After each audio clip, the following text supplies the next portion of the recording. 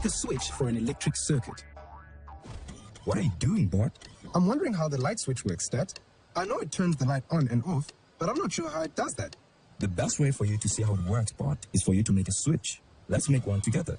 To make a simple switch, you just need a couple of drawing pins, a paper clip, and a circuit to put the switch into. Here's the circuit we made earlier. It has a cell, a lamp, and some wires to complete the circuit. To make our switch, we fix our 2 drawing pins to something solid, like a small piece of wood, with a paper clip attached to one of them. Put the paper clip so that it can touch both drawing pins. Now, we connect the 2 crocodile clips to the drawing pin. See what happens when the paper clip touches both pins. The light comes on. Yes, the circuit is closed or complete, and the electric current can flow right around the circuit. And now I move the paper clip away, and there's no light. When there's a gap, the circuit is open, and the electric current cannot flow right around the circuit. So now I can turn the lamp on and off using the paper clip switch. Yes, Bart. You can use anything that conducts electricity to make all sorts of switches.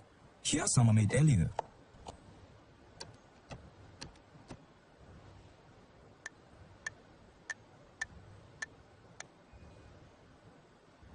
So you can use different kinds of switches in a circuit. That's right. Well done, Bart.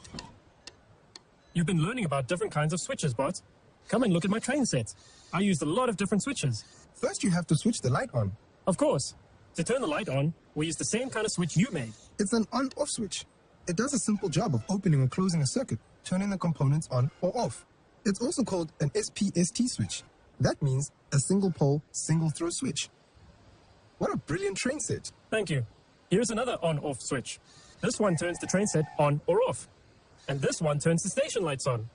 The lights will stay on until we switch them off. This also looks like a switch, Quetty. What does this one do? This is a push switch, Bart. Or a press switch. See what happens when I press the button. The bell rings.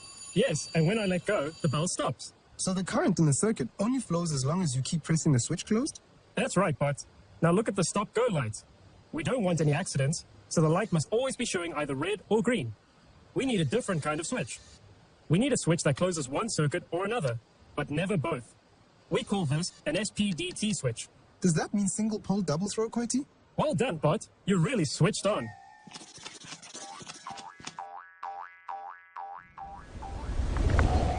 Need more help? Shop our books around the clock and subscribe to our channel to stay ahead.